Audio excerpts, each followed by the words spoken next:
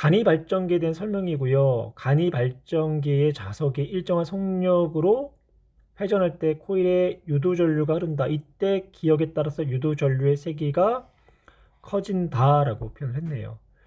유도전류는요.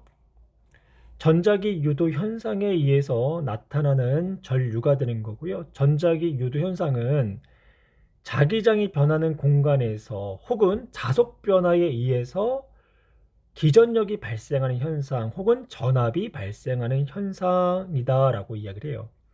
이때 유도 기전력 혹은 유도 전압이 크게 발생할수록 유도 전류가 크게 나타나는 거죠. 그래서 유도 전압 혹은 유도 기전력은 자기장이 변하는 공간에서 기전력이 발생하는 현상이기 때문에 시간에 따른 자속 변화가 클수록 유도 전압이 크게 발생을 하는 거예요. 자속에 대한 설명을 좀 해볼까요? 자기장을 설명할 때 어떻게 설명했냐? 자기장은요, 어떠한 단면을 통과하는, 수직으로 통과하는 자기력선의 총수에 비례한다라고 배웠죠.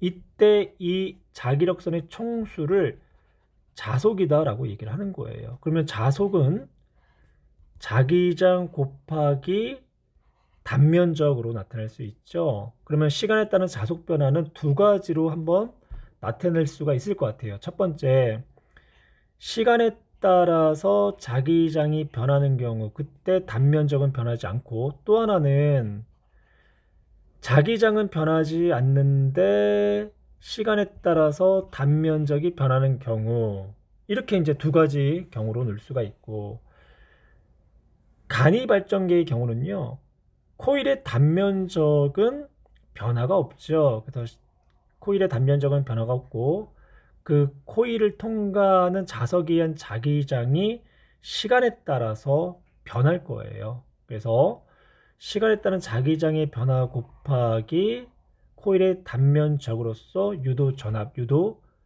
전류의 세기를 나타낼 수가 있겠네요. 그럼 여기서 시간을 이제 줄이는 방법.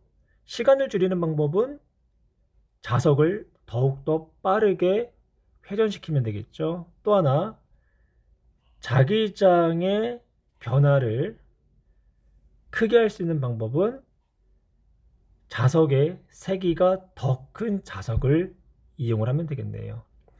보기, 기억, 자석의 회전 속력만을 증가시킨다.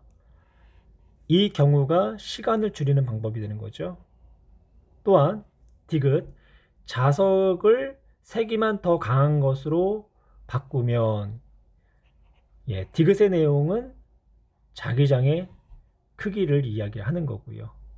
하지만 니은, 자석의 회전 방향만을 반대로 하면 유도 전류의 세기가 변하는 게 아니라 유도 전류의 방향이 변하는 거예요. 따라서 정답은 기억과 디귿 4번이 답이 되겠네요.